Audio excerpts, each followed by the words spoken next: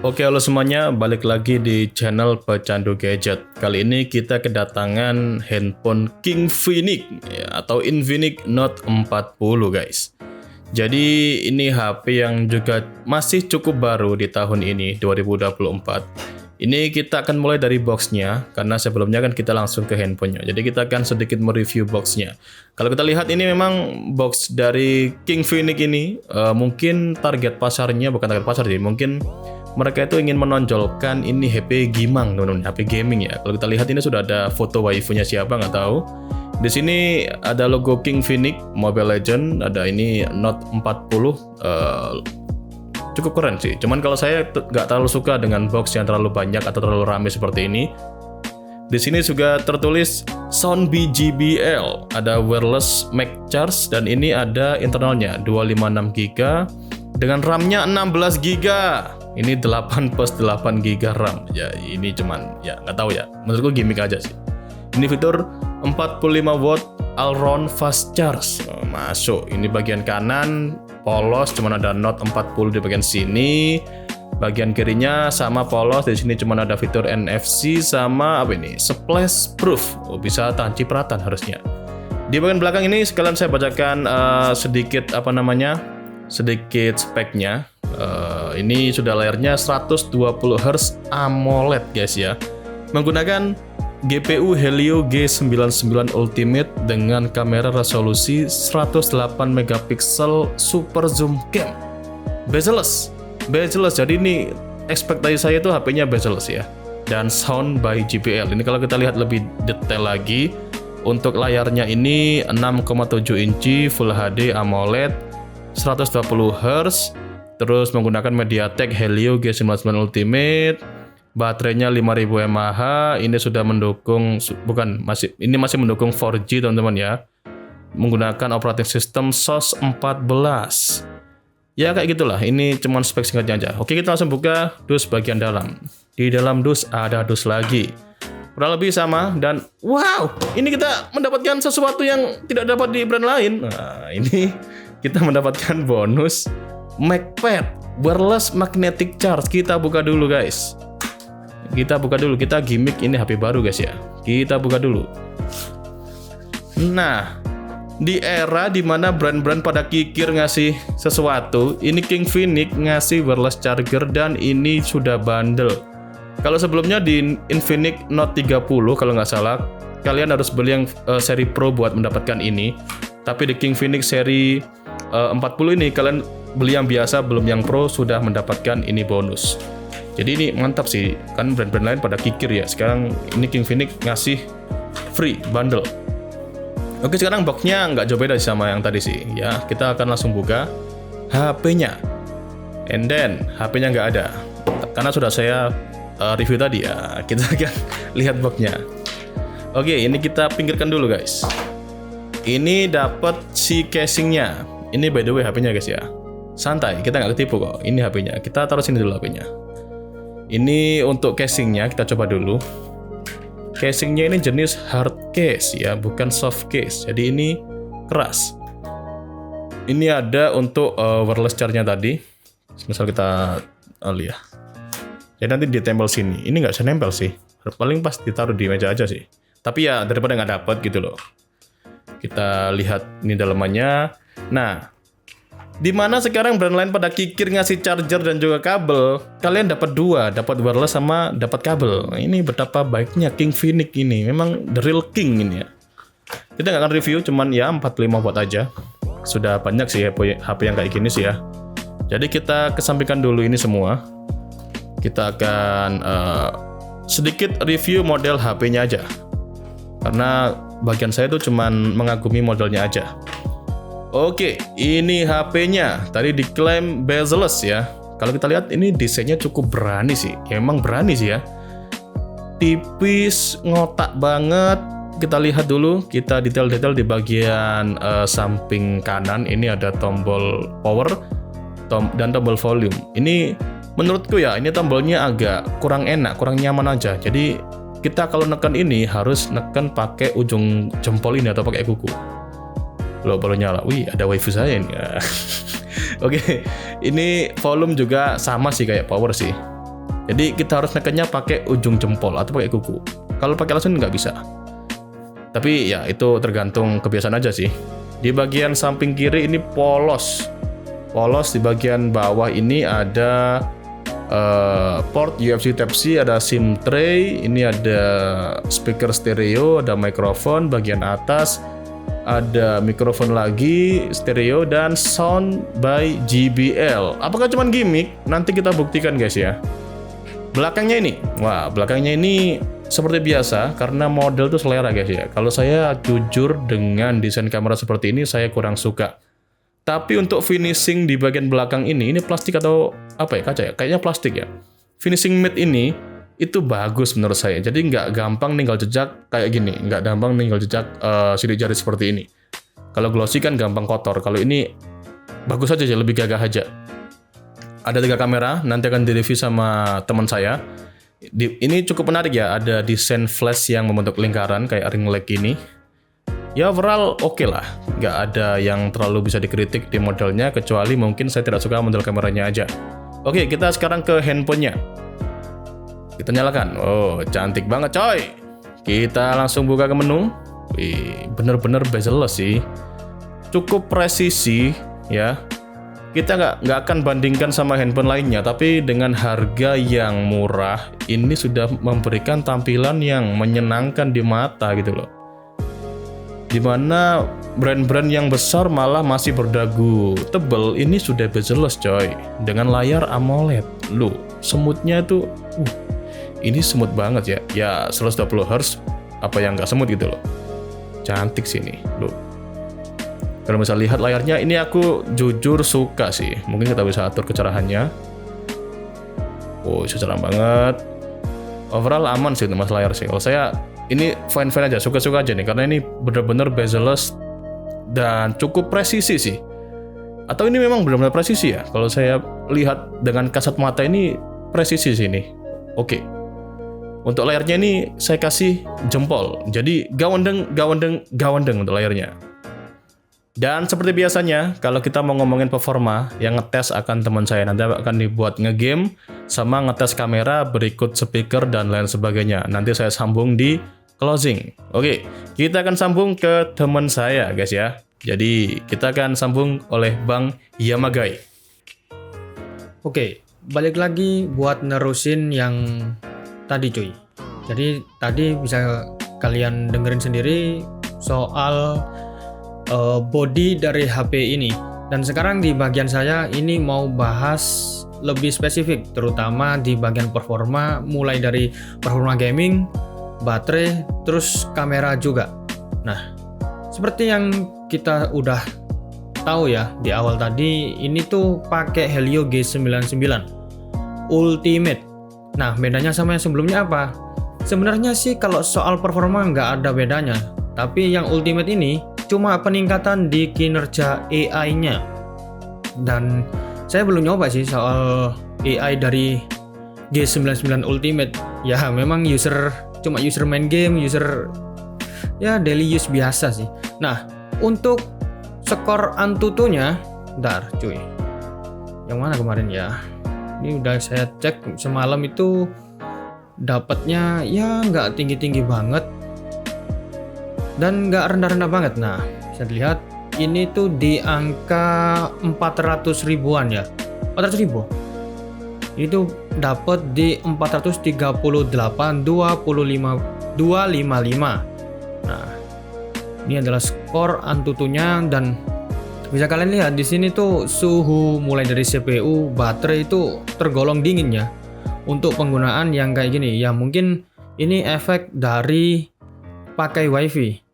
Nggak tahu lagi kalau pakai data seluler mungkin sedikit naik suhunya karena dia harus narik sinyal. Nah, dengan skor Antutu sekian, gimana hasil performa dari HP ini? Nah, kita bakal nyobain seperti biasa game Mobile Legends, cuy. Nah, sini terdapat fitur tambahan ya. Oh, jadi ini itu seperti mode buat ngegame. Ini tuh kalian bisa mode penghemat, bisa mode balance dan performa, dan tentunya ini bakal ngaruh ke penggunaan baterai serta suhunya. Nah, ini banyak banget cuy. Ini ada sensitivitas ketuk, daya tanggap geser, pengisian daya bypass. Nah, pengisian daya bypass ini apa?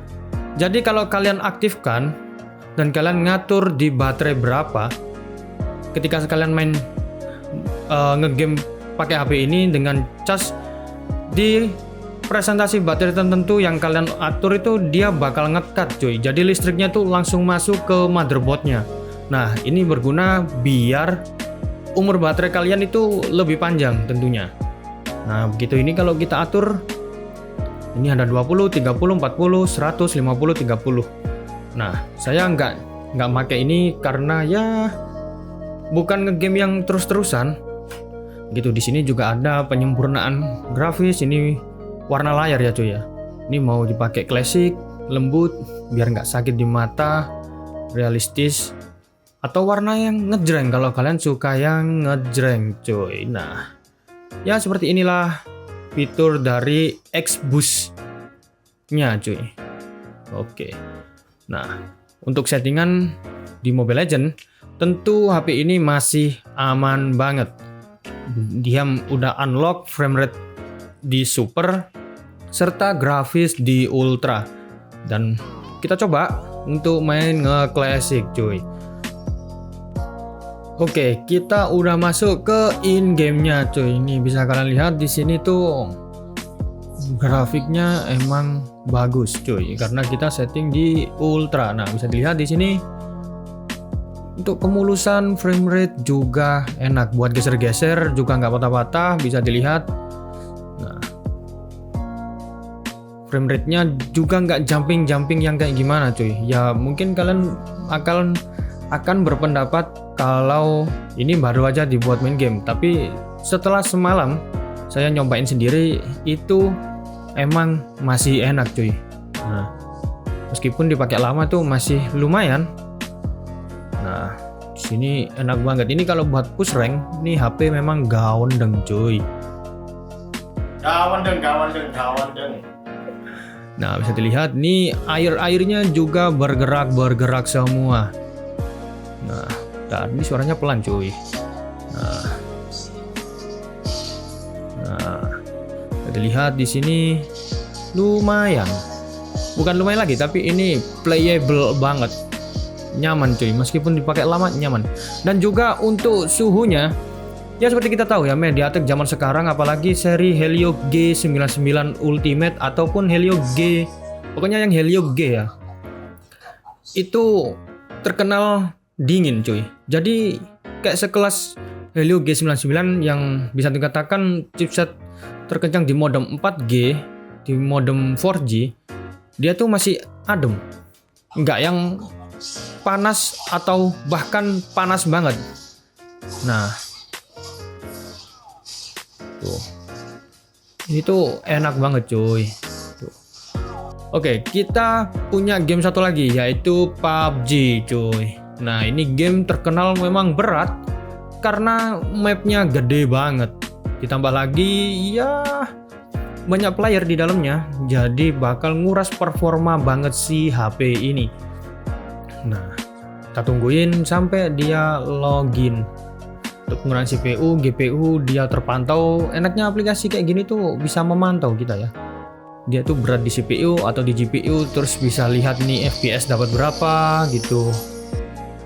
Masuk grafik. Nah, untuk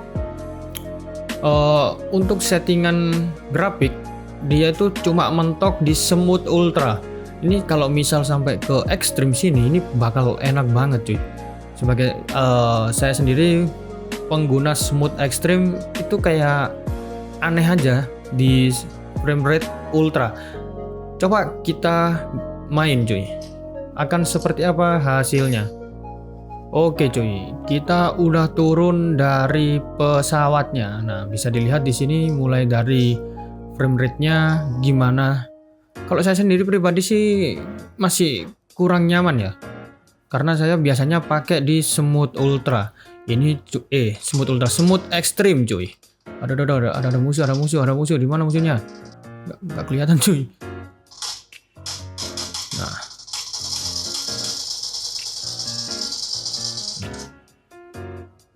Ini kalau lama-lama kalian pakai data seluler ini kayaknya pasti nggak enak cuy Mas Ian. Ini nggak kebiasaan pakai HP segini lebarnya, jadi kayak gimana ya, jarinya itu maksa banget buat nyampe ke tombol cuy. Nah untuk gironya, ini giro pasti gyroscope-nya ini hardware cuy. Nah ini buat main termasuk nggak delay lah. Tuh enak banget ini. Biasanya kan HP-HP di harga murah dengan spek bagus itu yang disunat itu sensor gironya, jadi dia pakai giro software. Nah beda dengan ini tuh pakai yang hardware cuy. Lumayan, bukan yang delay banget sih, bukannya delay banget gitu. Ini bisa dipakai lah. Nah, kurang lebih ya seperti inilah untuk review soal gaming di Infinix Note 40. Dan ini HP-nya itu emang nggak panas tuh, cuma anget-anget biasa doang, bukan yang panas banget kayak HP-HP umumnya gitu ya. Wajar lah, ini Helio G99 ditambah lagi Infinix dikenal sebagai penjinak MediaTek cuy, ini King Phoenix. Nah kalau kita udah ngetes soal gamingnya, jadi gimana soal performa dari kamera HP ini? Nah langsung saja kita bakal cobain cuy.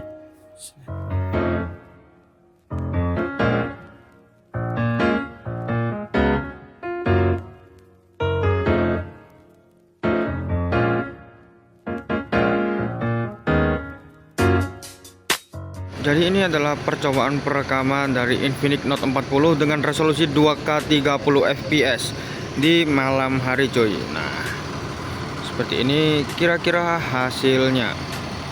Oke guys, ini adalah percobaan dari kamera Infinix Note 40 di resolusi 2K 30 fps. Dan lanjut, ini adalah tes perekaman di 60 fps 1080p milik Note 40 Infinix. Dan ini bisa lihat ini smooth banget cuy. Tuh. Goyang-goyangnya juga oke, karena dia pakai 60 fps. Jadi frame rate-nya frame per second-nya tuh lebih rapat. Nah, setelah kita bahas soal kamera, kita bakal coba soal speakernya cuy. Aduh kepencet ini. JBL, ini kan keterangannya nih JBL. Emang kira-kira seenak apa sih ini speakernya? Kita bakal cobain cuy. Nah,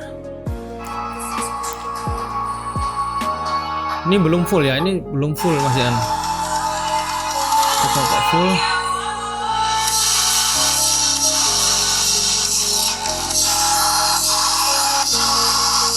Nah, kalian bisa dengar sendiri ya, ini suaranya tuh lumayan.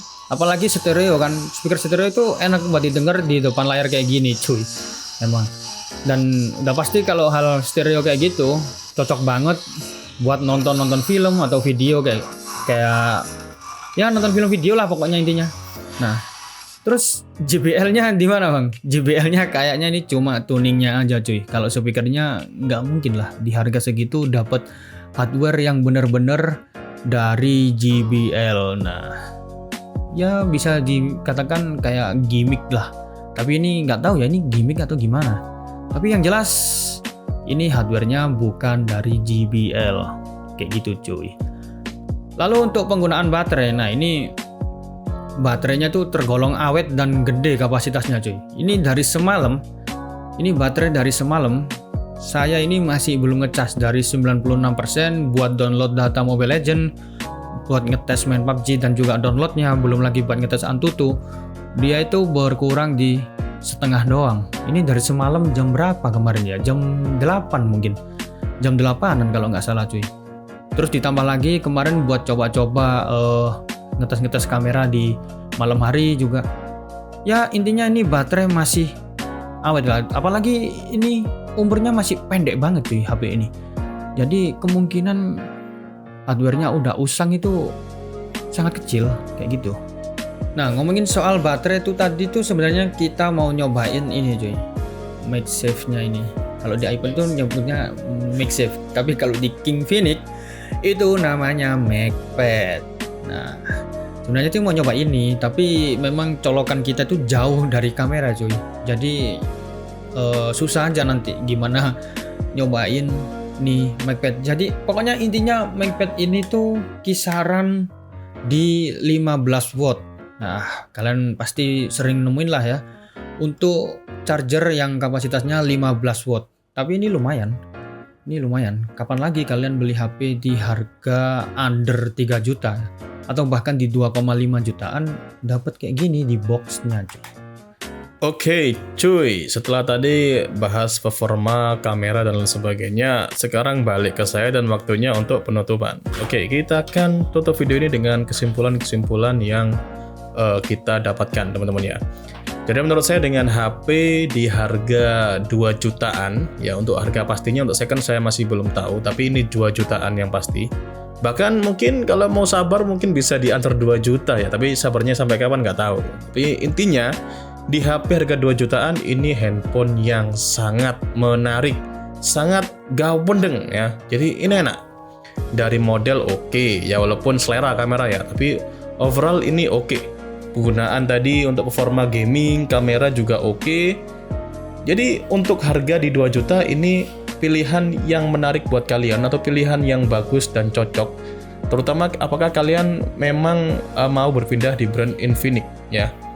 Jadi menurut kami untuk skor gawendeng-gawendengnya ini mendapatkan 2 gawendeng ya. Jadi 2 gawendeng itu sama dengan 8. Oke.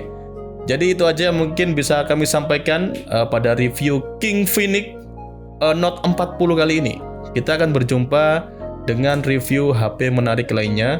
Jadi tungguin aja. Jangan lupa untuk di-subscribe, di-like, dan kasih komentar kalau kita mungkin ada salah kata atau kurang dalam menyampaikan informasi. Saya, Juna, dan juga rekan saya, Hiyamaru, mengucapkan terima kasih sudah menonton, dan sampai jumpa di review gawendeng selanjutnya.